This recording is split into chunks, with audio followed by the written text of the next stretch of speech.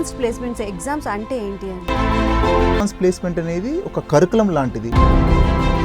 +2 తర్వాతనా ఈ కోర్స్ తీసేది? +2కి ముందు ఇది యూపీ ఎగ్జామ్స్ ఒక 5 ఎగ్జామ్స్ కనుక రాసి అందులో కనుక మంచి స్కోర్ వస్తే మనం ఇది యూఎస్ కరికులం ప్రకారం మీరు 12th క్లాస్ క్లియర్ చేసినట్టు అన్నమాట. ఎగ్జామ్స్ అసలు ఎవరు కండక్ట్ చేస్తూ ఉంటారు? అమెరికాలో ఉన్న కాలేజ్ బోర్డ్ అనేది ఒక నాన్ ప్రాఫిట్ ఆర్గనైజేషన్ ఉంటుంది మేడం. ఎన్ని మార్కులు వస్తే మంచి మార్కులు వచ్చినట్లు? 5 పాయింట్లకు ఉంటుంది, కానీ ఎగ్జామ్ అయితే 3 hours ఉంటుంది మేడం. ఏజ్ వాళ్ళైనా రాసేటట్లయితే స్కోర్ ఎన్ని రోజులు వ్యాలిడిటీ అనేది ఉంటుంది? ఆ score maximum age allowed for this exam is 21 years. Advance ప్లేస్మెంట్లో ఏ సబ్జెక్ట్ మీద ఎక్కువగా బేస్ చేసి ఉంటాయి? ఇందులో ఆల్మోస్ట్ 35 సబ్జెక్ట్స్ ఉన్నాయి అన్నమాట. జనరల్గా ఎవరికైనా స్టూడెంట్స్ అందరికీ ఇంట్రెస్ట్ ఉన్నా కూడా కొంతమందికి ఫైనాన్షియల్గా వాళ్ళు ఇబ్బంది పడడం వలన కొన్ని సాక్రిఫైస్ చేస్తూ ఉంటారు ఫర్దర్ స్టడీస్ని అని. సో అటువంటి స్టూడెంట్స్కి స్కాలర్షిప్ ద్వారా ఏం యూజ్ ఉంటుంది? ఎంత స్కాలర్షిప్ వచ్చే అవకాశం ఉంటుంది ఈ స్టడీస్ వల్ల? 20 to 30 credits మనకు వస్తాయి. Around 25 to 30 lakhs complete first year అనేది ఫ్రీగా మనకు అనేది అయిపోతుంది. నమస్తే, ప్రైమ్9 ఎడ్యుకేషన్ విద్య ఉద్యోగ అవకాశాలు కార్యక్రమానికి స్వాగతం. ఈరోజు మనతో పాటు ఉన్నారు వెంకట్ బోగాది గారు. వెంకట్ బోగాది గారు ఐజిన్ కంపెనీ మేనేజింగ్ డైరెక్టర్. కొన్ని వేల మందిని టాప్ యూనివర్సిటీస్లో ప్లేస్ చేయగలిగారు, అన్ని టాప్ యూనివర్సిటీని విజిట్ చేయగలిగారు. సో ఇవాళ మెయిన్ టాపిక్ వచ్చేసి అడ్వాన్స్డ్ ప్లేస్మెంట్ ఎగ్జామ్స్ గురించి ఆయన అడిగి తెలుసుకుందాం ఆయన మాటల్లోనే. నమస్తే సార్. నమస్కారం మేడం. సార్, ప్రధానంగా ఈ అడ్వాన్స్డ్ ప్లేస్మెంట్స్ ఎగ్జామ్స్ అంటే ఏంటి అని? అడ్వాన్స్ ప్లేస్మెంట్ అనేది ఒక కరికులం మేడం. మనకి స్టేట్ బోర్డ్ ఉంటుంది, సిబిఎస్ఈ ఉంటుంది, ఐసిఎస్ఈ ఉంటుంది, ఇంకా కొంచెం అడ్వాన్స్కి వెళ్తే ఐబీ కరికులం అంటుంటాము. అలాగే అడ్వాన్స్ ప్లేస్మెంట్ అనేది ఒక కరికులం లాంటిది. నేను 12th క్లాస్లో ఒక 5 ఎగ్జామ్స్, ఏపీలో మనకు ఒక 35 ఎగ్జామ్స్ ఉంటాయి మేడం. అందులో నేను ఏదైనా ఒక 5 ఎగ్జామ్స్ కనుక రాసి క్వాలిఫై అవ్వగలిగితే నేను 12th క్లాస్ పాస్ అయిపోయినట్టే. ఇది అమెరికాలో ఉన్న కాలేజ్ బోర్డ్ అనేది కండక్ట్ చేస్తుంది. సో ఇది ఒక మనకి కరికులం లాగా. ఎనీ 5 సబ్జెక్ట్స్ కనుక నేను క్లారిఫై చేసేసుకుంటే నేను ఆ కరికులంలో నుంచి, అడ్వాన్స్ ప్లేస్మెంట్ కరికులంలో నుంచి నేను 12th క్లాస్ అనేది పాస్ అయినట్టు. తర్వాత ఇంజనీరింగ్లో మీరు ప్రపంచంలో ఏ దేశంలో చదవాలనుకున్నా మీరు ఎలిజిబిలిటీ అవుతారు. ఓకే, ఎస్ఎస్సి కంప్లీట్ చేసిన తర్వాత ఈ 12th తర్వాత మీరు తెలంగాణ బోర్డులో ఎలా రాస్తారో, లేకపోతే ఆంధ్ర బోర్డులో, లేకపోతే సిబిఎస్ఈ ఎగ్జామ్స్ రాస్తారో, అలాగే అడ్వాన్స్ ప్లేస్మెంట్ కూడా ఓన్లీ అడ్వాన్స్ ప్లేస్మెంట్ స్కూల్స్లో కూడా ఇండియాలో మనకి 17 నుంచి 20 స్కూల్స్ ఉన్నాయి మేడం. వాళ్ళు ఓన్లీ అడ్వాన్స్ ప్లేస్మెంట్ కరికులం మీద ట్రైన్ చేస్తారు. ఇది కంప్లీట్ 11th 12thకి ఒక కరికులం లాగా. మీరు 12th క్లాస్ సర్టిఫికేట్ మీ చేతిలో ఉన్నట్టు. అడ్వాన్స్ ప్లేస్మెంట్ కనుక మినిమం 5 సబ్జెక్ట్స్ రాసి కొన్ని మార్క్స్ ఉంటాయి మేడం, అది వస్తే కనుక మీరు 12th క్లాస్ పాస్ అయినట్టు. ఓకే, జనరల్గా మామూలు స్టడీ ప్రకారంగా ఎడ్యుకేషన్ సిస్టమ్ ఎలా ఉంటుందంటే ఎస్ఎస్సి తర్వాత +2 తర్వాత బీటెక్లో ఇప్పుడు కొంచెం లాస్ట్ ఇయర్ నుంచి ప్లేస్మెంట్స్ అనేవి రావడం, స్టూడెంట్స్ ప్లేస్ అవ్వడం, ఆ తర్వాత ఫర్దర్ పీజీ కంటిన్యూ చేయడం ఇలా జరుగుతుంది కదా. ఇది డిఫరెంట్ కాన్సెప్ట్ లాగా అనిపిస్తుంది, అందుకోసమనే అంటున్నా. ఈ +2 కాన్సెప్ట్ +2 తర్వాతనా ఈ కోర్స్ తీసేది? +2కి ముందు? ఇది +2కి మేడం. ఇది యాక్చువల్గా మన కాలేజ్ కరికులం అంటాము. సపోజ్ ఎవరైనా నేను అమెరికా, యూకే ఏదైనా ఒక మంచి యూనివర్సిటీలో చదువుకోవాలనుకుంటే నేను కనుక అడ్వాన్స్ ప్లేస్మెంట్ ఎగ్జామ్స్ కనుక రాస్తే, సపోజ్ ఒక ఆక్స్ఫర్డ్ యూనివర్సిటీకి నేను అడ్మిషన్ పెట్టుకోవాలి మేడం. జనరల్గా వాళ్ళు స్టేట్ బోర్డ్ని యాక్సెప్ట్ చేయరు. కానీ నేను ఏపీ ఎగ్జామ్స్ ఒక 5 ఎగ్జామ్స్ కనుక రాసి అందులో కనుక మంచి స్కోర్ వస్తే మనం ఇది యూఎస్ కరికులం ప్రకారం మీరు 12th క్లాస్ క్లియర్ చేసినట్టు అనమాట. So you'll get direct admission to మనకి ఇంజనీరింగ్కి. సో 12th అయిపోయిన తర్వాత డైరెక్ట్ ఇంజనీరింగ్ అవ్వచ్చు, కంప్యూటర్ సైన్స్ అవ్వచ్చు, ఏదైనా ప్రోగ్రామ్కి డైరెక్ట్ ఎంట్రీ. అది కూడా one of the top universities in the వరల్డ్లోకి అడ్మిషన్కి మనకి చాలా ఉపయోగపడుతుంది. ఓకే, జనరల్గా ఈ అడ్వాన్స్ ప్లేస్మెంట్ ఎగ్జామ్స్ అనేవి ఎప్పుడెప్పుడు జరుగుతూ ఉంటాయి? సో అడ్వాన్స్ ప్లేస్మెంట్ ఎగ్జామ్ సంవత్సరానికి ఒకేసారి జరుగుద్ది మేడం. అది మనకి మే మంత్లోనే జరుగుద్ది. కాకపోతే కొంతమందికి ఏమైనా ఇబ్బందులు ఉంటాయని మే మంత్లోనే మనకి 2 సార్లు జరుగుద్ది మేడం. మే 2nd వీక్లో ఒకసారి పెడతారు, మళ్ళీ మే లాస్ట్ వీక్లో దాన్ని లేట్ ఎగ్జామ్ అంటారనమాట. సో కాలేజ్ బోర్డు వాళ్ళు ఎవ్రీ ఇయర్ మేలో పెడతారు. రెగ్యులర్ ఎగ్జాము, లేట్ ఎగ్జామ్ అనేది మనకి పెడుతుంటారు. ఓకే, జనరల్గా ఈ ఎగ్జామ్స్ అసలు ఎవరు కండక్ట్ చేస్తూ ఉంటారు? ఇది కండక్టెడ్ బై అమెరికాలో ఉన్న కాలేజ్ బోర్డ్ అనేది ఒక నాన్ ప్రాఫిట్ ఆర్గనైజేషన్ ఉంటుంది మేడం. జనరల్గా మనం శాట్ ఎగ్జామ్ అని కూడా వింటాము. శాట్ అంటే నేను 12th తర్వాత అబ్రాడ్లో చదువుకోవాలనుకుంటే ఈ ఎగ్జామ్ రాయాలంటుంది. సేమ్ వాళ్ళే ఈ అడ్వాన్స్ ప్లేస్మెంట్ ఎగ్జామ్ కూడా మనకి కండక్ట్ చేస్తూ ఉంటారు. So college board will conduct advance placement exams అనమాట మనకి. అసలు జనరల్గా ఇంటర్మీడియట్ చదివిన వాళ్ళకి ఇలా ఇంటర్మీడియట్ చదివిన వాళ్ళకి అడ్వాంటేజెస్ అసలు ఏముంటాయి కంపేర్ చేసుకుంటే? సో నేను ఇంటర్మీడియట్ చదువుకుంటేనే ఇది రాసుకోవచ్చు మేడం, ఎందుకంటే ఓన్లీ ఇదే చేయాలని లేదు. నేను 11th 12th ఇంటర్మీడియట్ చదువుకుంటాను. ఈ కరికులంతో ఉన్న మేజర్ అడ్వాంటేజ్ అంటే నేను స్కూల్కి వెళ్ళాలి, ఫీజు కట్టాలి, అలా ఏముండదు అనమాట. సో అడ్వాన్స్ ప్లేస్మెంట్ ఎగ్జామ్ మనకు మంత్ ఆఫ్ మేలో ఉంటుంది. సో అది మనం రిజిస్టర్ అయిపోయి మేలో వెళ్ళి నేను ఎగ్జామ్స్ రాయొచ్చు. మీరు ఒక మంచి క్వశ్చన్ అడిగారు మేడం, దీనివల్ల అడ్వాంటేజెస్ ఉన్నాయి అనేది. దీనికి క్లుప్తంగా నేను మీకు చెబుతాను. అడ్వాన్స్ ప్లేస్మెంట్ కనుక మనకి 35 సబ్జెక్టులు ఉన్నాయి మేడం అడ్వాన్స్ ప్లేస్మెంట్లో. అందులో ఫస్ట్ సబ్జెక్ట్ నేను మ్యాథ్స్ తీసుకుందాం. మ్యాథ్స్లో కూడా మనకు 2 రకాలు ఉన్నాయి, క్యాలిక్యులస్ ఏబీ, క్యాలిక్యులస్ బీసీ అంటాం. సపోజ్ నేను కనుక క్యాలిక్యులస్ బీసీ ఎగ్జామ్ రాశాను, అందులో నాకు 5 పాయింట్స్కి ఎగ్జామ్ ఉంటుంది మేడం. మనకి నాకు 4 కానీ 5 కానీ వస్తే నేను ఇంజనీరింగ్లో ఫస్ట్ ఇయర్ మ్యాథ్స్ కూడా చదవవసరం లేదనమాట. అంత వాల్యూ ఉంటుంది. వాళ్ళ ప్రకారం ఏంటంటే ఈ curriculum is almost equal to college level కరికులంలో మీరు చదవగలుగుతున్నారు అనేది వాళ్ళకి వాల్యూ ఉంటుంది మేడం, ఫస్ట్ పాయింట్ అనేది. సో సపోజ్ ఇందులో ఆల్మోస్ట్ 35 సబ్జెక్ట్స్ ఉన్నాయి అనమాట. ఇంజనీరింగ్ స్టూడెంట్స్కి జనరల్గా మ్యాథ్స్, దాన్ని క్యాలిక్యులస్ ఏబీ, క్యాలిక్యులస్ బీసీ అంటాం. ఫిజిక్స్లో కూడా మళ్ళీ మనకు physics electricity, magnetism, physics mechanics అంటాం మేడం. కెమిస్ట్రీ, ఈ కంప్యూటర్ సైన్స్, ఇవి జనరల్గా మనకి ఇంజనీరింగ్ చదవాలనుకునే వాళ్ళకి రెలవెంట్ ఫీల్డ్స్ అనమాట. సపోజ్ నేను చెప్పిన ఎగ్జామ్స్లో మీరు ఏదైనా ఒక 3-4 కనుక తీసుకుంటే, నేను మ్యాథ్స్ కనుక తీసుకుంటే నాకు మినిమం 8 క్రెడిట్స్ వస్తాయి మేడం. అమెరికాలో మనకి ఎలా ఉంటుందంటే 120 క్రెడిట్స్ వస్తే మీకు డిగ్రీ చేతికి వచ్చేస్తుంది. సో నేను ఒట్టి ఒక మ్యాథ్స్ ఎగ్జామ్ తీసుకుని మంచి మార్కులు తెచ్చుకోవడం వల్ల నాకు 8 క్రెడిట్స్ వచ్చేసినాయి. అంటే మిగతా నాకు 112 క్రెడిట్స్ చేస్తే నాకు డిగ్రీ చేతికి వచ్చేస్తుంది. మీరు కనుక ఒక 4 నుంచి 5 సబ్జెక్టులు కనుక రాసి మంచి మార్కులు తెచ్చుకుంటే మీకు అరౌండ్ 20 to 30 క్రెడిట్స్ మన చేతిలో ఉంటాయి. అంటే 120లో ఆల్మోస్ట్ ఒక 1/4 క్రెడిట్స్ అనేది మీరు అసలు ఇంజనీరింగ్ కాలేజ్ జాయిన్ అవ్వకముందే మీరు తెచ్చుకోగలుగుతున్నారు. సో దీనివల్ల మనకు మల్టిపుల్ అడ్వాంటేజెస్ ఉన్నాయి మేడం. సో మీరే ఒక మంచి యూనివర్సిటీని అప్లై చేశాను, వాళ్ళ ప్రకారం కాలేజ్ లెవెల్ కరికులంని మనం 11th 12thలోనే క్లియర్ చేస్తున్నాం. అందుకని ఏమవుతుంది, అడ్మిషన్ ఛాన్సులు మీకు బై డిఫాల్ట్ మిగతా వాళ్ళకన్నా ఏమీ రాయకుండా 11th 12th నార్మల్ కరికులంలో పెట్టుకుని ఈ ఎగ్జామ్స్ ఏమీ రాయకుండా ఎగ్జామ్స్ రాసిన వాళ్ళకి ఒక 33% అడ్మిషన్ ఛాన్సులు ఉంటాయి మేడం, ఫస్ట్ పాయింట్ అనేది. సెకండ్, ఇలాంటి వాళ్ళు మెరిటోరియస్ స్టూడెంట్సే ఇవి రాయగలుగుతారు. సో మెరిటోరియస్ స్టూడెంట్సే రాయగలుగుతారు కాబట్టి వీళ్ళు డ్రాప్ అవుట్ అనేది ఉండరు. ప్లస్ యూనివర్సిటీకి రీసెర్చ్లో వీళ్ళు బాగా హెల్ప్ చేస్తారనమాట. అందుకని వీళ్ళకి స్కాలర్షిప్ ఛాన్సెస్ కూడా ఆల్మోస్ట్ 25% ఎక్కువ ఉంటాయి మేడం. సెకండ్ పాయింట్ వచ్చేసరికి. థర్డ్, నేను ఇందాక చెప్పినట్టు మనకు ఆల్మోస్ట్ కాలేజ్ జాయిన్ అవ్వకముందే మనకు 30 క్రెడిట్స్ అనేవి చేతిలోకి వచ్చినాయి. సో నేను ఇంకా 90 క్రెడిట్స్ చేస్తే కనుక నాకు డిగ్రీ వస్తుంది కాబట్టి 4 years ఇంజనీరింగ్ అనేది మనం 3 yearsలోనే మనం కంప్లీట్ చేసుకోవచ్చు. సో ఈ విధంగా ఒక గ్యారంటీడ్ స్కాలర్షిప్ ప్రోగ్రామ్ అంటాం మనం జనరల్గా. ఎందుకంటే నాకు 1 year సేవ్ అయిపోతున్నట్టే, ప్లస్ అడ్మిషన్ ఛాన్సులు పెరుగుతున్నాయి, స్కాలర్షిప్ ఛాన్సులు పెరుగుతున్నాయి. సో ఇది డెఫినెట్గా ఇలా మల్టిపుల్ అడ్వాంటేజెస్ అనేవి ఉన్నాయి మేడం మనకి ఈ ప్రోగ్రామ్ అనేది. మీరు చెప్పిన ప్రకారం చూస్తే చాలా అడ్వాంటేజెస్ ఉన్నాయి దీనివల్ల. అసలు దీన్ని ఎలా ప్రిపేర్ అవ్వాలి స్టూడెంట్స్?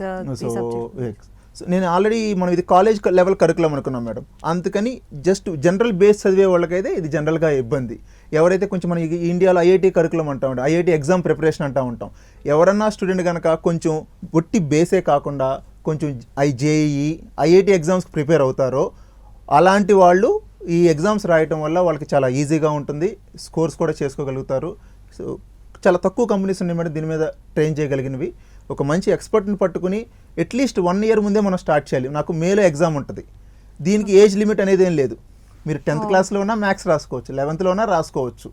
ఒక స్కూల్లో ఈ స్కూల్లో చదివితేనే ఎగ్జామ్ అని లేదు.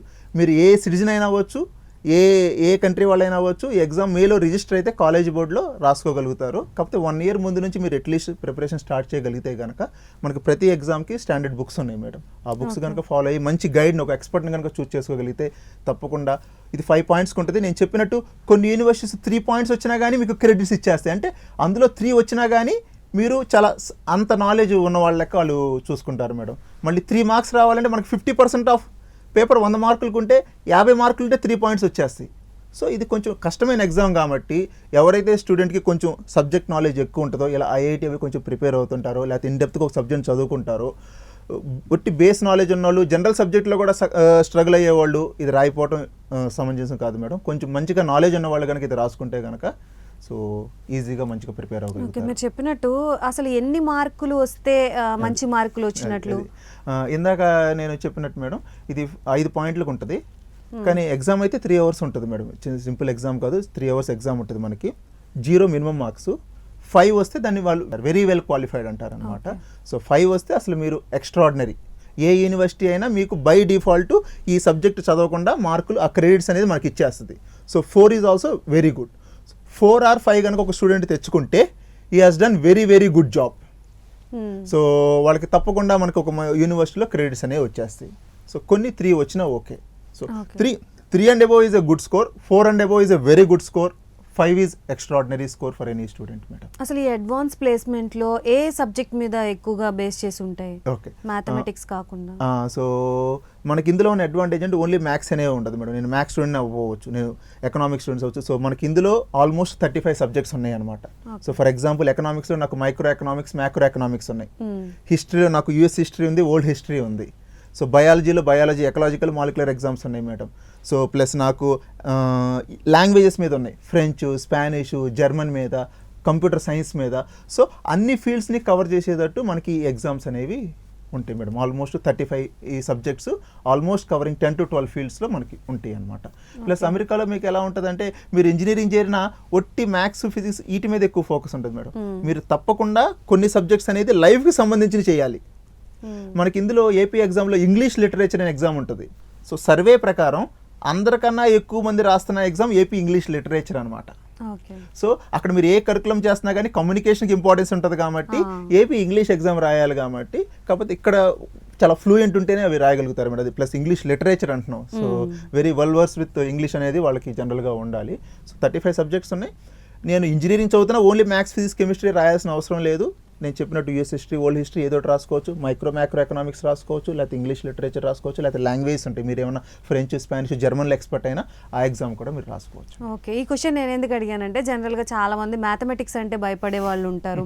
ఇంజనీరింగ్ అంటే మ్యాండేటరీగా ఇక్కడ మనకైతే మ్యాథమెటిక్స్ కంపల్సరీ వచ్చి ఉండాలి, కానీ వాళ్ళకైతే ఇది బెస్ట్ ఆప్షన్ కదా. ఇలా మ్యాథమెటిక్స్ మీద భయం ఉన్న వాళ్ళకైతే రిమైనింగ్ సబ్జెక్ట్స్ మీద కాన్సన్ట్రేట్ చేస్తే దీంట్లో సీట్ వస్తుంది.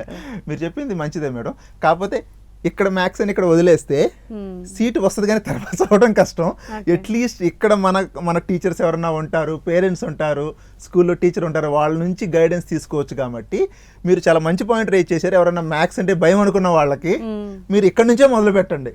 ఇక్కడ నుంచే మొదలు పెడతారు కాబట్టి మీకు సంవత్సరం టైం ఉంటుంది కాబట్టి మీకు ఎక్కువ రిసోర్సెస్ ఉంటాయి కాబట్టి మంచి స్కోర్ వచ్చే అవకాశాలు డెఫినెట్గా మీకు ఎక్కువ ఉంటాయి మేడం. ఓకే, జనరల్ మీరు ఇందాక అన్నట్టుగా ఏ ఏజ్ గ్రూప్ వాళ్ళైనా ఈ ఎగ్జామ్ రాయొచ్చు అని అన్నారు. బిలో 21 years మేడం, అదొకటే ఒక కండిషన్. బిలో 21 years జనరల్గా అండర్ గ్రాడ్యుయేట్కి ఇది ఎగ్జామ్ మేడం. 12th క్లాస్ అయిన తర్వాత ఎగ్జామ్. 12th వాళ్ళు జనరల్గా 17 to 18 years ఉంటారు. ఇంకో 3 years ఎక్స్ట్రా గ్యాప్ ఇచ్చారు. Maximum age allowed for this exam is 21 years. Okay, కానీ మరి ఏ ఏజ్ వాళ్ళైనా రాసేటట్లయితే స్కోర్ ఎన్ని రోజులు వ్యాలిడిటీ అనేది ఉంటుంది ఆ స్కోర్? సరే మేడం, నేను సపోజ్ ఎకనామిక్స్లో చాలా బాగున్నాను యాజ్ ఎ స్టూడెంట్, కానీ నేను 8th, 9th క్లాస్లోనే ఉన్నాను. సో హ్యాపీగా మనం ఎగ్జామ్స్ రాసుకోవచ్చు మేడం. ఒకసారి కనుక మీరు ఎగ్జామ్ రాస్తే లైఫ్ లాంగ్, సపోజ్ మనకి కొన్ని ఇంటర్నేషనల్ ఎగ్జామ్స్ ఉన్నాయి మేడం, లైక్ జిఆర్ఈ అని, శాట్ అని, ఇవన్నీ. GRE SAT 5 years, IELTS, TOEFL జనరల్గా 2 years వ్యాలిడిటీ ఉంటుంది. కానీ అడ్వాన్స్ ప్లేస్మెంట్ అనేది completely subject oriented. So IQ కన్నా సో కంప్లీట్లీ సబ్జెక్ట్ కాబట్టి సబ్జెక్ట్ అనేది స్టూడెంట్కి మన అంత ఈజీగా మారదు కాబట్టి మీరు ఒకసారి ఎగ్జామ్ రాస్తే ఇది లైఫ్ లాంగ్ వ్యాలిడ్. అందుకని ఎవరన్నా నేను ఒక మంచి యూనివర్సిటీలో చదువుకోవాలని ఎవరన్నా అనుకుంటుంటే మీరు ఎర్లీగా స్టార్ట్ చేసుకోండి. ఇనీషియల్గా మీరు ఈ మ్యాథ్స్, ఫిజిక్స్, కెమిస్ట్రీ కష్టంగా ఉంటాయి కాబట్టి 11th అలా రాసుకోవచ్చు. ఇనీషియల్గా మీరు హిస్టరీయో, ఎకనామిక్సో ఇలాంటివి ఏమైనా రాసుకుంటే ఇవి కూడా మనకి క్రెడిట్స్కి ఉపయోగపడతాయి కాబట్టి, ప్లస్ యూనివర్సిటీస్కి అప్లికేషన్ చేసేటప్పుడు కూడా మనకు ఉపయోగపడుతుంది కాబట్టి ఎర్లీగా స్టార్ట్ చేసుకోవటం మంచిది. ఓకే, ఈ ఎగ్జామ్స్ రాసిన తర్వాత ఎలాగో వాళ్ళు అవుట్ ఆఫ్ స్టేషనే ఉంటారు కాబట్టి పాస్పోర్ట్ అనేది మ్యాండేటరీయా ఈ ఎగ్జామ్స్ రాయడానికి? ఒట్టి అడ్వాన్స్ ప్లేస్మెంట్ ఎగ్జామ్కి పాస్పోర్ట్ అనేది కాలేజ్ బోర్డు వాళ్ళు అడ్వాన్స్ ప్లేస్మెంట్కి కానీ, శాట్కి కానీ పాస్పోర్ట్ అనేది మ్యాండేటరీ చేయలేదు మేడం. మీకు గనక ఇండియన్ నేషనల్ ఐడెంటిటీ కార్డు అంటే ఈవెన్ ఆధార్ కార్డు ఉన్నా కానీ they are allowing for the exam. Only for ఈ ఎగ్జామ్కి Aadhaar card or passport is allowed. కానీ మనం అసలు ముందు స్టెప్కి వెళ్ళాలంటే పాస్పోర్ట్ అనేది చాలా ఇంపార్టెంట్ థింగ్. చాలా మంది పేరెంట్స్ తెలియక లాస్ట్ మినిట్లో ఇబ్బంది పడుతుంటారు. సో మీకు ఏదన్నా ఒక మంచి ఒట్టి ఇండియానే కాదు నేను ప్రపంచం అంతా కన్సిడర్ చేసుకోవాలి యూనివర్సిటీస్ అనుకుంటే కనుక ఫస్ట్ థింగ్ ఏంటంటే పాస్పోర్ట్ అప్లై చేసుకోవటం మేడం. ఇప్పుడు డిమాండ్ కూడా చాలా ఎక్కువ ఉంది. సో పాస్పోర్ట్ స్లాట్ దొరకడానికి కూడా 2 months 3 months కూడా వెయిట్ చేయాల్సి వస్తుంది. సో దానివల్ల మనం ఎగ్జామ్ అనేది రాయకుండా పోకూడదు. అందుకని apply for passport immediately. Okay, exam fee అనేది ఎలా ఉంటుంది దీనికి సంబంధించి? ఓకే, నేను ఫస్ట్లో చెప్పినప్పుడు మనకి మేలోనే 2 times ఉంటుందని చెప్పాను మేడం. సో ఎర్లీగా ఉంటుంది, లేట్గా కూడా ఉంటుంది. ప్లస్ ఇది అమెరికా వాళ్ళు కండక్ట్ చేస్తున్నా కానీ మిగతా ఎగ్జామ్స్కి మనం అమెరికాకి డైరెక్ట్గా డాలర్లో పే చేసేయాలి ఫీజు. కానీ ఇది సపోజ్ హైదరాబాద్ అయితే మనకి చిరక్ స్కూల్లో ఎగ్జామ్ సెంటర్ ఉంది మేడం, ఓక్రీ స్కూల్లో వాళ్ళు ఆథరైజ్ సెంటర్స్, వాళ్ళు they have right to collect money, అంటే వాళ్ళకి మనం పే చేయాలి, స్కూల్కి పే చేయాలి. సో ఇది మనం రూపీస్లో పే చేస్తాం అనమాట. సో వాళ్ళు అందుకని లేట్ ఎగ్జామ్కి ఒక ఫీజు, ఎర్లీ ఎగ్జామ్కి ఒక ఫీజు పెట్టారు మేడం. సో ఎర్లీ ఎగ్జామ్కి జనరల్గా 12,000 to 15,000 యూనివర్సిటీస్ అనే ఒక్కొక్క ఎగ్జామ్కి ఆ కాలేజెస్ అనేవి ఛార్జ్ చేస్తున్నాయి. సో రిజిస్ట్రేషన్ ప్రాసెస్ కూడా ఉంది మేడం, అది నేను మీకు చెబుతాను. సో ఎగ్జామ్ ఫీజు కూడా మీరు డైరెక్ట్గా వాళ్ళ స్కూల్ యొక్క కంపెనీ డీటెయిల్స్ మనకి ఇస్తారు, ఐదర్ డీడీఆ నెఫ్ట్ అనేది మనకి ఇస్తారనమాట. సో డైరెక్ట్గా మన స్కూల్ వాళ్ళకి మనం పే చేస్తాము. ఎర్లీ అనుకుంటే జనరల్గా 12,000 to 15,000 మధ్యలో స్కూల్స్ ఛార్జ్ చేస్తున్నాయి. అదే నేను లేట్ ఎగ్జామ్ రాయాలనుకుంటే కనుక, ఎందుకంటే తక్కువ మంది ఉంటారు, వాళ్ళ కోసం మళ్ళీ పేపర్స్ అయినా అక్కడ తెప్పించాలి కాబట్టి కొంచెం అరౌండ్ 5,000 ఎక్స్ట్రా ఉంటుంది మేడం. అరౌండ్ 18,000 to 20,000 అనేది పర్ సబ్జెక్టు. లేట్గా రాస్తే మీకు ఎంత ఖర్చు అవుతుంది, కానీ ఎర్లీగా రాస్తే 12,000 to 15,000 మీకు ఖర్చు అవుతుంది. ఓకే. నార్మల్గా ఈ కోర్స్ ప్రొవైడ్ చేసే స్కూల్స్ ఎన్ని ఉంటాయి ఏపీ తెలంగాణలో కలిపి? అడ్వాన్స్ ప్లేస్మెంట్ కరికులం అనేది అసలు మనకి ఎక్కడా లేదు మేడం, ఎక్కడా లేదు. కాకపోతే ఇందాక చెప్పినట్టు ఒక ఐఐటి కానీ ఏదైనా నీట్ కానీ ఏదైనా ఒక సబ్జెక్ట్లో నేను బాగా ఎక్స్పర్ట్ అనుకున్నప్పుడు ఎవరైనా రైట్ కోచింగ్, సపోజ్ మేము వి యాజ్ ఏ ఐజన్ ఎవ్రీ ఇయర్ని మేము ఆల్మోస్ట్ 12 సబ్జెక్ట్స్లో 200 మెంబర్స్ని ఈజీగా మేము అడ్వాన్స్ ప్లేస్మెంట్ ఎగ్జామ్స్కి రాయిస్తున్నాం మేడం. సో మా ఒక ఎక్స్పర్ట్ కనుక ఉండి, ఆ ఎగ్జామ్ కనుక ఉండి, రైట్ గైడెన్స్ కనుక ఉంటే తప్పకుండా వాళ్ళకి అనేది 5 out of 5 వస్తుంది. ప్లస్ నేను ఇందాక చెప్పినట్టు మీరు ఒక స్కూల్తో ఎన్రోల్ అవ్వాల్సిన అవసరం లేదు. మీరు స్టేట్ బోర్డ్ చదవండి, సిబిఎస్ఈ చదవండి, ఐసీ చదవండి, ఐబీ, ఏ కరికులం చదివినా కానీ you are eligible to write AP exam అనమాట. జస్ట్ మనం కాలేజ్ బోర్డ్ అనేది ఒకటి ఉంటుంది మేడం, వాళ్ళే ఎగ్జామ్ కండక్ట్ చేస్తారు. మీరు అక్కడ అకౌంట్ క్రియేట్ చేసుకోవాలి. ఫస్ట్ అకౌంట్ క్రియేట్ చేసుకున్న తర్వాత అక్కడ వాళ్ళకి చెప్పాలి నేను ఏ స్కూల్లో ఎగ్జామ్ రాస్తాను. రాసిన తర్వాత ఆ స్కూల్కి వెళ్ళి ప్లస్ వాళ్ళ రిజిస్ట్రేషన్ ప్రాసెస్ ఉంటుంది మేడం. మీరు ఏ ఎగ్జామ్స్ రాస్తున్నారు, మన డీటెయిల్స్ అన్ని అడుగుతాయి, ఫీజు ఇక్కడ పే చేయండి అని అడుగుతాయి. ఈ ప్రాసెస్ కనుక అయిపోతే మన రిజిస్ట్రేషన్ ప్రాసెస్ అయిపోయినట్టే. ఒకసారి రిజిస్ట్రేషన్ ప్రాసెస్ అయిపోయిన తర్వాత మనం డైరెక్ట్గా వెళ్ళి ఎగ్జామ్ రాయొచ్చు మేడం. అసలు ఇంకా మధ్యలో అసలు మనకి ఇంకా ఏమి ఉండదు.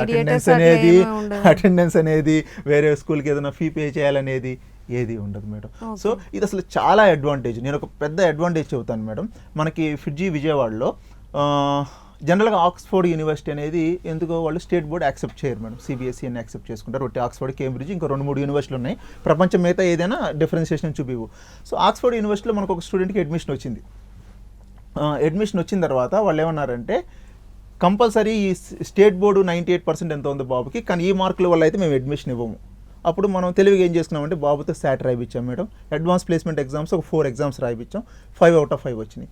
సో యాజ్ పర్ యుఎస్ కరికులంలో, యుఎస్ సిటిజన్గా యుఎస్ కరికులంలో ఇవి ఉంటే వాళ్ళకి పాస్ అయిపోయినట్టే madam. Student as per US కరికులంగా కన్సిడర్ చేసుకుని ఎస్ మీకు 12th class as per US కరికులంగా క్లియర్ అయింది కాబట్టి you're happily you can Oxford యూనివర్సిటీలో అడ్మిషన్ ఇచ్చారు మేడం. అంత అడ్వాంటేజెస్ ఉంటుంది. జనరల్గా ఈ సబ్జెక్ట్ అంతా కూడా ఎవరైతే స్టేట్స్కి వెళ్ళి చదువుకోవాలనుకుంటున్నారో అటువంటి స్టూడెంట్స్కి బాగా యూజ్ అవుతుంది అనుకోండి. కంపేర్ టు చాలా బాగా ఉపయోగపడుతుంది మేడం. ఇప్పుడు కూడా కొన్ని లిబరల్ ఆర్ట్స్ కాలేజెస్ వస్తున్నాయి మనకి, అశోక యూనివర్సిటీ అని, ప్రేమ్జీ యూనివర్సిటీ అని. సో వాళ్ళకు కూడా కొంచెం అవేర్నెస్ ఉంటుంది, ఉపయోగపడుతుంది. కానీ నేను ఆప్షన్స్ పెంచుకోవాలి, నేను ప్రపంచంలో ఎక్కడికైనా వెళ్ళి చదువుకోవాలి, నేను తప్పకుండా పేరెంట్స్కి ఫైనాన్షియల్ బర్డెన్ తగ్గియాలి, తొందరగా నా కోర్సుని కంప్లీట్ చేసుకోవాలి. సో ఒక 3 yearsలో అయిపోతుందంటే 17+3 21 yearsలో మనం జాబ్ మార్కెట్లోకి ఒక అబ్రాడ్లోకి వచ్చేస్తాం మేడం. ప్లస్ ఇలాంటి కోర్సులు చదివారంటే మీరు చాలా సీరియస్ స్టూడెంట్. సో మీకు స్కాలర్షిప్ ఛాన్సులు పెరుగుతున్నాయి, అడ్మిషన్ ఛాన్సులు పెరుగుతున్నాయి. సో ఇది అనేది ఒక వరం లాంటిది. కాకపోతే చాలా మందికి అసలు అడ్వాన్స్ ప్లేస్మెంట్ ఎగ్జామ్స్ ఉన్నట్టు తెలియదు మేడం. అది నేను అప్పుడు అదే చెప్దాం అనుకుంటున్నా. ఈ అవేర్నెస్ అనేది కూడా ఎవరిలో లేకపోవడం వలన ఇటువంటి ఆపర్చునిటీస్ స్టూడెంట్స్ యూటిలైజ్ చేసుకోలేకపోతున్నారు అని చెప్పుకోవచ్చు. జనరల్గా ఈ ఎగ్జామ్స్ అనేవి స్టూడెంట్స్ ఇప్పుడు ప్రెసెంట్ ఎగ్జామినేషన్ టైం నడుస్తుంది కాబట్టి అన్ని ఎగ్జామ్స్ నడుస్తున్నాయి. ఇప్పుడు మే నెలలో ఈ ఎగ్జామ్స్ కదా, మళ్ళీ ఇంటర్మీడియట్ రెగ్యులర్గా చదువుకునే వాళ్ళకి ఇవేం డిస్టర్బెన్స్ అనిపించదా ఈ రెండు సైమల్టేనియస్లీగా ఒకేసారి వస్తే? డెఫినెట్గా స్టూడెంట్కి ఏది యాడ్ చేసినా డిస్టర్బెన్సే మేడం. కాకపోతే ఇది కూడా సబ్జెక్ట్ కాబట్టి నేను ఇందాక మళ్ళీ చెప్పుకున్నట్టు కొంచెం ఐఐటి అంటే ఏం లేదు, కొంచెం సబ్జెక్ట్ ఇన్డెప్త్గా చదువుకుంటున్నాము, ఏదో దాంట్లో మనం ఇన్డెప్త్గా చదువుకుంటుంటే కనుక ఒట్టి మనం ఆ సబ్జెక్ట్ మీద ఫోకస్ చేస్తాం కాబట్టి మనం వెళ్ళి రాసుకోవచ్చు. డిస్టర్బెన్స్ అనేది మనకి జనరల్గా మార్చిలో ఇలా ఎగ్జామ్స్ అయిపోతాయి మేడం. ఇది మేలో ఉంటుంది. వాళ్ళు అదే అన్ని కరికులంలు చూసుకుని డిస్టర్బెన్స్ లేకుండా ఉండేదంటే మేలో పెట్టారు. మేలో కూడా కొన్ని యూనివర్సిటీస్ మే సెకండ్ వీక్లో కూడా ఎగ్జామ్స్ ఉంటాయి కాబట్టి మళ్ళీ ప్లస్ మే లాస్ట్ వీక్లో పెట్టారు. డిస్టర్బెన్స్ అనేది ఉంటుంది. కానీ ఎవరైతే కాన్సెప్చువల్గా చదువుకుంటున్నారో, సపోజ్ నేను ఏపీ కరికులం చదువుకుంటున్నాను మేడం, ఆ స్టూడెంట్ రెగ్యులర్గా కరికులంలో ఇంకా బాగా చేసుకుంటాడు. ఎందుకంటే ఎక్స్ట్రా ఇన్పుట్స్ ఒక సబ్జెక్ట్ అనేది ఇన్డెప్త్గా చదువుకుంటున్నాడు కాబట్టి ఇంకా బాగా చేసుకుంటాడు. సో పాజిటివ్గా ఉన్న స్టూడెంట్ని, ప్లాన్గా ఉన్న స్టూడెంట్కి ఇది తప్పకుండా అడ్వాంటేజ్ అవుతుంది, 100% అడ్వాంటేజ్ అవుతుంది. ఓకే, ఇప్పుడు జనరల్గా ఎవరికైనా స్టూడెంట్స్ అందరికీ ఇంట్రెస్ట్ ఉన్నా కూడా కొంతమందికి ఫైనాన్షియల్గా వాళ్ళు ఇబ్బంది పడడం వల్ల కొన్ని సాక్రిఫైస్ చేస్తూ ఉంటారు ఫర్దర్ స్టడీస్ని అని. సో అటువంటి స్టూడెంట్స్కి స్కాలర్షిప్ ద్వారా ఏం యూజ్ ఉంటుంది, ఎంత స్కాలర్షిప్ వచ్చే అవకాశం ఉంటుంది ఈ స్టడీస్ వల్ల? Suppose maths calculus BC exam రాశాను మేడం. జస్ట్ ఒక ఎగ్జామ్ రాయటం వల్ల మీకు మినిమం 8 క్రెడిట్స్ వస్తాయి. 8 క్రెడిట్స్ అంటే minimum 9 to 10 lakhs madam. So నేను కనుక ఒక 4 or 5 సబ్జెక్ట్స్ కనుక రాసుకుంటే అట్లీస్ట్ 25 to 30 lakhs నేను ఆల్మోస్ట్ మనం కట్టాల్సిన ట్యూషన్ ఫీజు ఏదైనా కానీ మనం తగ్గించేసుకున్నట్టే మనకు అవుతుంది మేడం. సో నేను మినిమము ఒక 20 to 30 క్రెడిట్స్ మనకు వస్తాయి. Around 25 to 30 lakhs complete first year అనేది ఫ్రీగా మనకు అనేది అయిపోతుంది. ఓకే, నార్మల్గా ఇప్పుడు మీరు చెప్పారు కదా ఈ స్కూల్స్తో సంబంధం లేకుండా వాళ్ళే చదువుకోవచ్చు, ఎగ్జామ్స్ రాయొచ్చు అని. వీటికి సంబంధించి ఏమైనా ఇన్స్టిట్యూట్స్ ఉంటాయా స్టూడెంట్స్ని గైడ్ చేయడానికి కానీ? సో ఆంధ్రాలో, తెలంగాణలో అయితే మనకు ఐడియా లేదు మేడం.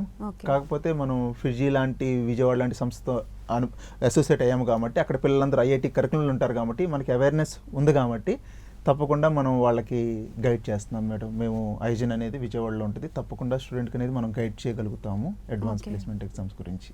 ఓకే, ఇప్పుడు స్టూడెంట్స్కే కాదు, ఇది కొత్త కాన్సెప్ట్ కాబట్టి లేకపోతే పేరెంట్స్కి కొంతమంది రూరల్ ఏరియాస్ నుంచి వస్తారు. అటువంటి పేరెంట్స్కి దీని గురించి అవగాహన చేయడానికి కానీ లేకపోతే వీటి గురించి కంప్లీట్ ఎక్స్ప్లెనేషన్ కానీ డెమో క్లాసెస్ ఉంటాయా పేరెంట్స్కి కానీ స్టూడెంట్స్కి కానీ? పేరెంట్స్కి మనం ఇవ్వచ్చు మేడం. పేరెంట్స్కి చెబితేనే ముందు అసలు వాళ్ళకి అడ్వాంటేజ్ అవుతుంది.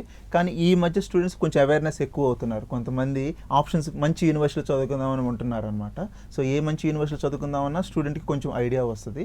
సో మనం తప్పకుండా ఒక డెమో కానీ ఆల్రెడీ చదివిన స్టూడెంట్స్తో కానీ వచ్చిన మార్కులు ఒకసారి మనం ఏం చేస్తామంటే మేడం, అక్కడ చదువుతున్న స్టూడెంట్, ఆల్రెడీ రాసిన స్టూడెంట్, అక్కడికి వెళ్ళిన స్టూడెంట్ ఒకసారి మనకు ఫోన్ చేసి చెబుతుంటాడు, సార్ మీరు నాకు చాలా మంచి పని చేశారు, నాకు ఈ చేయటం వల్ల నేను ఈ మినిమం కోర్స్ ఏమని అది తప్పించేసుకుని డైరెక్ట్గా సెకండ్ ఇయర్ కోర్సెస్ మొదలుపెట్టాను, చాలా అడ్వాన్స్ గ్రేడింగ్లో ఉన్నాను, దీనివల్ల ప్రొఫెసర్స్ కూడా నాకు కొంచెం టైం ఉంది, ప్రొఫెసర్ కింద రీసెర్చ్ చేసే టైం ఆప్షన్ మనకు ఉంది. ఎవరైతే ఆల్రెడీ సక్సెస్ అయ్యారో వాళ్ళతో కనుక మనం ఒకసారి చెప్పిస్తే ఓకే దెన్ ఇంకా అందరూ మోటివేట్ అవుతుంటారు మేడం. అలా మనం చేయిస్తూ ఉంటాం. ఓకే, అకార్డింగ్ టు యూ మీరు ఆల్ యూనివర్సిటీస్ని విజిట్ చేశారు కాబట్టి which is the best university అంటే ఏం చెప్తారు? సో చాలామంది మమ్మల్ని కలుస్తూ ఉంటారు మేడం. వచ్చి ఫస్ట్ క్వశ్చన్, సార్ మా బాబుని ఎంఐటీయో, స్టాన్ఫోర్డో, ఆక్స్ఫోర్డ్లో అడ్మిషన్ తెప్పిమంటారు మేడం. జనరల్గా వినే పేర్లు ఇదనమాట. సో కానీ ఎలా ఉంటుందంటే మీరు చేయాల్సిన కోర్సు బట్టి ఉంటుంది మేడం. సపోజ్ నేను కంప్యూటర్ సైన్స్ అయితే let me go to MIT, economics అయితే సమ్ ఎక్స్ యూనివర్సిటీ. సో అంతేగాని ఈ యూనివర్సిటీ బెస్ట్ అనేది కాదు. మీరు అడిగిన క్వశ్చన్ చాలా చాలా ఇంపార్టెంట్. ఎందుకంటే నా అకాడమిక్ పొటెన్షియల్ ఎంత, నేను ఏదో చేసేసి మరీ అక్కడ ఒక X+100%కి వెళ్ళినా కానీ అక్కడ నేను కోర్సెస్ అనేది చదవలేను మేడం. సో ఎప్పుడైనా మనం ఎలా చేసుకోవాలనుకుంటే మన పొటెన్షియల్ ఎంత ఉంటుందో దాని పరంగా మీరు అకాడమిక్ ఫిట్ అంటాం మేడం. దానికి అకాడమిక్ ఫిట్ కనుక యూనివర్సిటీస్ కనుక మీరు చేరితే మన సక్సెస్ అనేది, ఎందుకంటే అకాడమిక్ ఫిట్ అంటే మన ఐక్యూ లెవెల్ ఉన్న స్టూడెంట్స్ అందరూ అక్కడ ఉంటారు. సో కోర్సెస్ అనేది మనం కొంచెం ఈజీగా చేసుకుంటాము. సో టాప్ యూనివర్సిటీస్ డెఫినెట్గా చాలా ఉంటాయి. కానీ మన అకాడమిక్ ఫిట్, మనకున్న పొటెన్షియల్ ప్రకారం ఏదైతే మనకు బెస్ట్ యూనివర్సిటీ ఉంటుందో అది చేయటం వల్ల మీకు ఒక స్టూడెంట్కి సక్సెస్ అనేది డెఫినెట్గా ఎక్కువ ఉంటుంది. ఇంకా మోటివేట్ అవుతాడు. లేకపోతే అనవసరంగా ఎక్కువ ప్రెజర్ అయిపోయి డిప్రెషన్లోకి వెళ్ళి డిమోటివేట్ అయిపోవడం కూడా ప్రాబ్లం ఉంటుంది. ఓకే, జనరల్గా ఏదైనా ఒక యూనివర్సిటీని సెలెక్ట్ చేసుకోవాలంటే మనం ప్రజెంట్ ఇప్పుడున్న జనరేషన్లో పిల్లలు అడ్వాన్స్ టెక్నాలజీని యూజ్ చేస్తున్నారు కాబట్టి గూగుల్కి వెళ్తారు, ఆ యూనివర్సిటీలో ఏ ఫ్యాకల్టీస్ ఎంతెంత బ్యాక్గ్రౌండ్ ఉంది, ఏంటి, ఏ పీజీలు చేశారు అనేది ఈజీగా వెరిఫై చేసుకుంటున్నారు. సో అలా సెలెక్ట్ చేసుకుని వెళ్ళడం బెటరా, లేకపోతే మన ఐక్యూకి తగ్గట్టు అక్కడ ఓకే అనుకొని చూసుకోవడం బెస్టా? సో జనరల్గా ఇది ఒక ప్రాబ్లం మేడం. నాకు ఐక్యూ ఎంత ఉందో నాకే తెలియదు, మన సిమిలర్ ఐక్యూ ఎంత ఉందో ఇంకా జనరల్గా తెలియదు అనమాట. కానీ ఐక్యూని మనం ఎలా మెజర్ చేసుకోవచ్చు అంటే జనరల్గా మన వాళ్ళు ఎలా మెజర్ చేస్తారంటే as per the scores. Okay, 10th ఎంత స్కోర్ ఉంది, 11th ఎంత స్కోర్ ఉంది అంటే బాబు ఈ లెవెల్ ఐక్యూ, శాట్ ఎగ్జామ్లో ఎంత స్కోర్ ఉంది, ఇన్ని ఏపీస్ రాశాడు, ఇన్ని ఐక్యూస్ ప్రకారంగా మనం జనరల్గా చూస్ చేసుకుంటాం మేడం. కాకపోతే ఒక యూనివర్సిటీని మనం ఎలా సెలెక్ట్ చేసుకోవాలనేది చాలా ఇంపార్టెంట్ క్వశ్చన్. 4 to 5 ఫ్యాక్టర్స్ ఉంటాయి మేడం ఒక యూనివర్సిటీని సెలెక్ట్ చేసుకోవాలనుకుంటే. ఫస్ట్ నేను ఇందాక చెప్పినట్టు మన మార్కులకి ఒక యూనివర్సిటీలో సపోజ్ స్టాన్ఫోర్డ్ యూనివర్సిటీ తీసుకుందాం మేడం, అది వన్ ఆఫ్ ద టాప్. దాంట్లో శాట్ ఎగ్జామ్లో 1600కు ఉంటుంది మనకి, 1570, 80 వచ్చిన అడ్మిషన్ రాదు మేడం.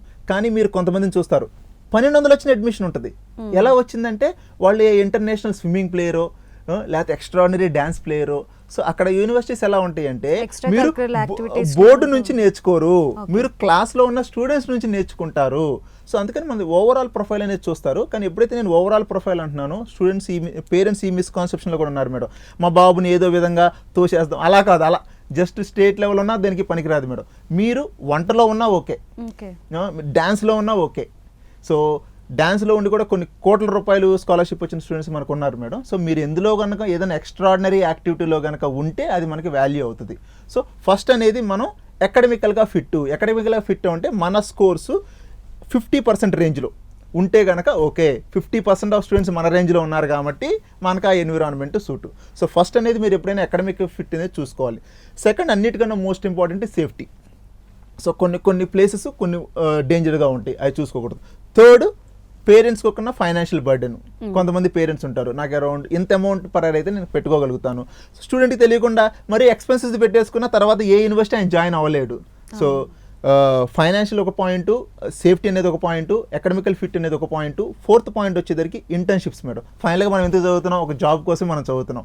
సో నేను ఏదైనా రూరల్ ఏరియాలో ఉంటే సిటీలోకి వచ్చి అప్లై చేసుకోవడం జాబ్ వేరు. నేను ఆల్రెడీ సిటీలో ఉంటే నాకు కొంచెం నెట్వర్కింగ్ ఉంటుంది, కంపెనీస్ కూడా దగ్గరగా ఉన్నాయి కాబట్టి నేను ఒక రెజ్యూమ్ అక్కడ డ్రాప్ చేసుకుని ఇంటర్న్షిప్ ఆపర్చునిటీస్ నాకు పెరుగుతాయి. అక్కడ ఎలా ఉంటుందంటే క్యాంపస్ ప్లేస్మెంట్ ఉంటుంది మేడం. ఇంటర్న్షిప్స్ అంటే మీరు వచ్చి 1 month 2 months మా దగ్గర వర్క్ చేయండి.